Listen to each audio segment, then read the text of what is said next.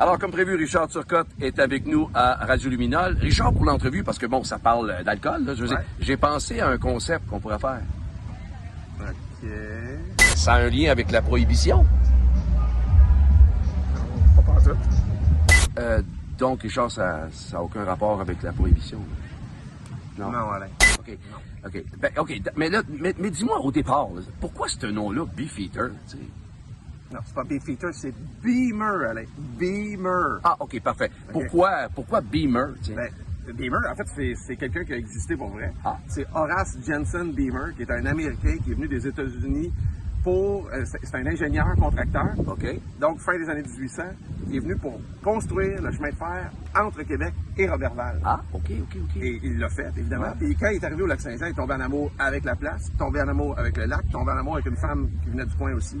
Et donc, lui, il a vraiment adopté le lac Saint-Jean, tellement que, à un moment donné, il s'est même construit un hôtel sur le bord du lac Saint-Jean. Et il faisait de la publicité dans des journaux internationaux pour inviter Wow. des riches à venir pêcher la Wananiche.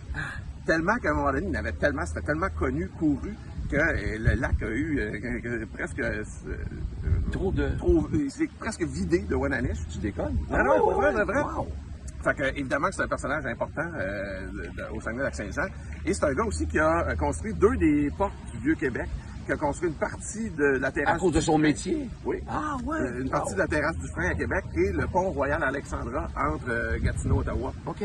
Qui est toujours en rénovation depuis, je pense. OK. Ça doit faire 200 ans. Donc, il est marquant, évidemment, pour Roberval et le Lac-Saint-Jean, mais pour la grandeur du Québec, il a été un homme d'affaires très prospère. C'est drôle parce qu'à part vraiment au Saguenay-Lac-Saint-Jean, on le connaît moins au Québec. Ben oui, Pourtant, c'est ça. ce gars-là était vraiment un bâtisseur. Et il n'y avait pas de descendance. Il n'y a pas eu d'enfants. OK. Donc, nous autres, on s'est dit comment faire pour faire rayonner la région avec quelque chose qui a été marquant dans le passé, mais qu'on va amener dans le présent et dans le futur. Alors donc, et là c'est très bien expliqué. Et ça donne une plus-value quand on connaît l'histoire, C'est sûr, justement. c'est sûr. Maintenant, la brasserie Beamer, vous avez quel type de bière? Vous en brassez combien? Ben, je pense qu'on en a une douzaine de bières, là, je te dis ça comme ça, de mémoire. Mais ce qui est intéressant, c'est que oui, on a c'est toujours des bières de soif, nous autres. C'est pas des bières qui vont aller trop loin dans les essences. On reste, c'est toujours des bières de prestige quand même, mais de qualité, mais qui sont subtiles dans leur saveur, dans leur goût. Ce qui est particulier, c'est on a une Kolsch, on a une Isa, on a une Bleuet basilic. Et une Camerise basilic. Évidemment, c'est des fruits qui sont issus probablement à 5 minutes de notre... c'est de la place, on le sait, effectivement. C'est local. Souvent, quand on va chercher les fruits, on brasse tout de suite après avec dans la même journée. Donc, il y a une fraîcheur aussi là-dedans. Là. OK. Et puis, en plus de la brasserie, la microbrasserie, ben, il y a aussi une distillerie du lien que je pensais vouloir faire avec la prohibition, mais de l'alcool, exactement aussi. On a sorti... la distillerie est arrivée plus tard, donc il y a à peu près 3 ans, si je ne me trompe pas. On a sorti un gin, un London Dry Gin d'une quadruple distillation. Je n'irai pas trop dans les détails parce que je veux pas te perdre. Là, tu me barres ici, moi je sais plus où. Là. Mais toujours est-il qu'on a quand même, à ce jour, jusqu'à maintenant, 5 médailles à l'international pour ce gin-là. Wow. Après ça, on a sorti une vodka qui est 75% alcool de grain, 25% alcool de bleuet, sauvage du lac Saint-Jean. Et ça goûte pas le bleuet cette fois.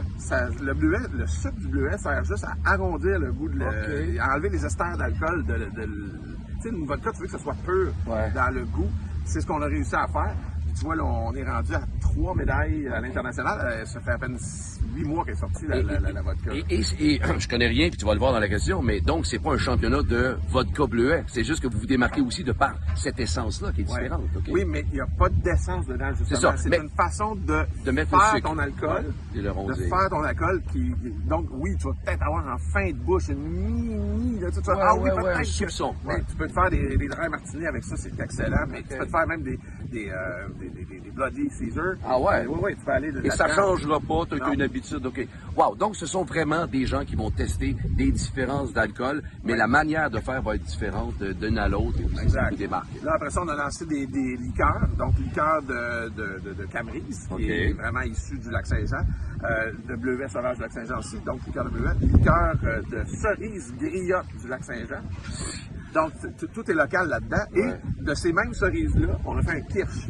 Le kirsch, c'est une eau de vie de cerise, ce qui est plus, tu vas voir ça plus en Suisse, en Autriche, tout ce qui est germanique un peu, les pays germaniques sont très forts là-dedans.